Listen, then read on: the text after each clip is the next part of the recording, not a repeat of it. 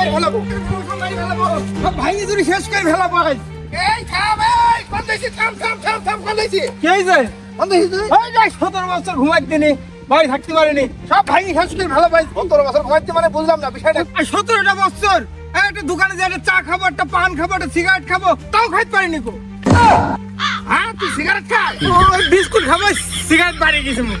হ্যাঁ বাপজা, হ্যাঁ 17 বছর তোমার কি ডাক্তারের নাম তো বুঝলাম না গো। কেন? হ্যাঁ কেন কি হয়েছে? তোমার বয়স যে 17 হয়, হ্যাঁ। তা আমার বীর বয়সই তো 17 হয়নি গো।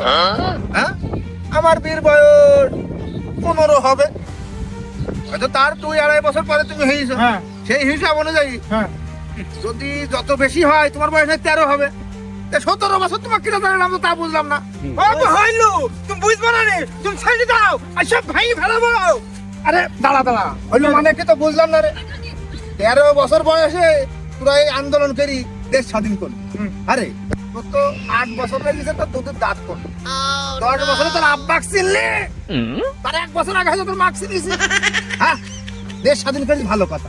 এই যে দেশে হট্টগোল, মারামারি, ইর ঘর ভাঙা, উর বাড়ি ভাঙা, পথে ঘাটে ছিনতাই, বিষয়টা কি? লাগালেই নাকি সাধারণ মানুষকে তোরা ব্যবসা বাণিজ্য করে খাই দিছিনি? এটা কি স্বাধীন? হ্যাঁ এটা কি স্বাধীন দেশ? হ্যাঁ বিষয়টা কি? যা কইরে বেড়াইছি তাই তো তুই আমার মার্ডার কেসে ফেলবি। আরে হ্যাঁ তোর বয়স হলো 13 আর তো 17 বছর ধরে চালাইছি, তোর বিষয়টা আমি বুঝতে পারলাম না। আরে শুনছে গো আর আপু তুমি যাই বলো, ওই 17 বছরই জ্বালিয়েছে, 17 বছরই হবে। শালার ছেলি জন্ম দিলাম আমি আর মুখি মুখি তর্ক করে। হ্যাঁ ওর বয়স হলো 13 আর ও বলছে 17 বছর জ্বালিয়েছে।